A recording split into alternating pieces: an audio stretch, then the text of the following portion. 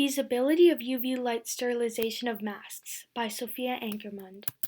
What is the problem I am investigating? Shortage of PPE, personal protective equipment, became a huge problem during the coronavirus pandemic. Additionally, much of PPE is not reusable, therefore it ends up in landfills. Potential ways to sterilize/reuse PPE were brainstormed. The hypothesis of this study is that UVC light can be used to sterilize paper surgical masks. This project focuses on sterilization of paper surgical masks, but the approach can be used to sterilize other PPE. Background info.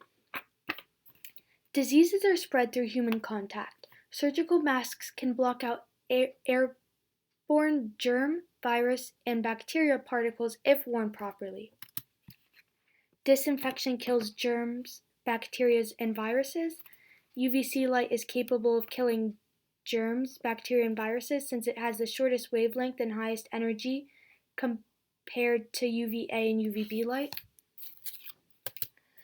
UVC light damages the DNA and RNA of bacteria, viruses, and germs. Numerous studies were taken with UVC light at 254 nanometers, therefore scientists concluded that that's the best for killing germs, bacteria, and viruses. Why is my research important? My research provided a way to reuse a single-use disposable PPE masks that were in short supply. It also provides a way to reduce landfill. Materials used. To conduct this experiment, the materials used were an FBFL UV sterilizer box from Amazon, a bacteria growing kit from Home Science Tools, and a box of disposable face masks from Amazon. Generate samples. Prepare petri dish with nutrient agar for bacteria growth. Cut a mask into pieces and use it to sample areas of the home for bacteria. I sampled a boot, a steering wheel, bathroom sink, cell phone, and remote. The boot will be used with the control sample and samples exposed to UV light for 30, 60, and 90 minutes. Place the samples in a petri dish with nutrient agar. The sample that was not exposed to UV light is the control sample. Place the petri dish in a warm, dark place and allow the bacteria to grow for 4 to 6 days. This is all the areas that bacteria was sampled from. Observe result. Place a sample from a petri dish on a slide and observe under a microscope to see if there was bacteria growth. Growth may also be visible without magnification, and in my case, the bacteria growth was observable without magnification, so there was no need to use a microscope. Record results of test. Is bacteria present?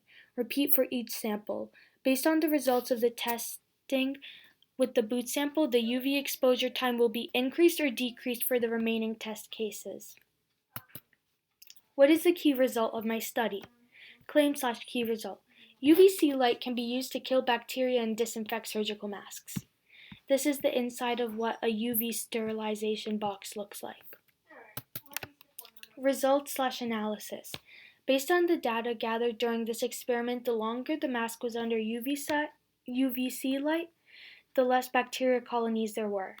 This was proven by exposing samples to different bacteria found on surfaces inside of homes. Boot sample. Here's just a little side note. So in the images, it looks like there was more bacteria than was actually reported in the graphs, but that's just because when I had to smear the mask on the nutrient agar, that formed air bubbles. Here's an example that looks like a bacteria colony, but it's just really air bubbles.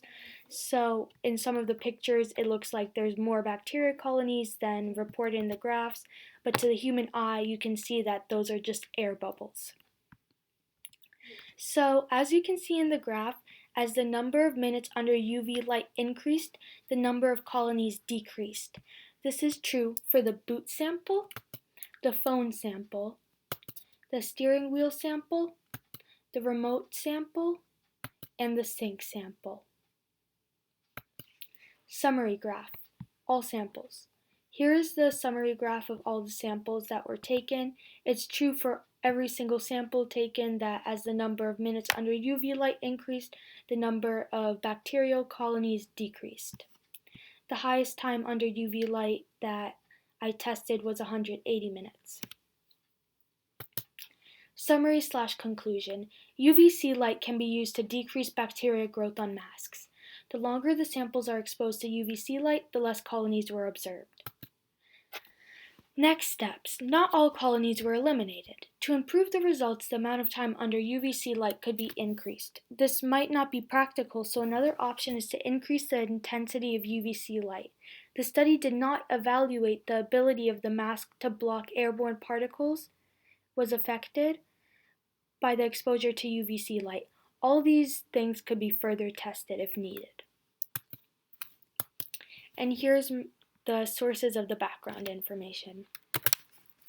Thank you.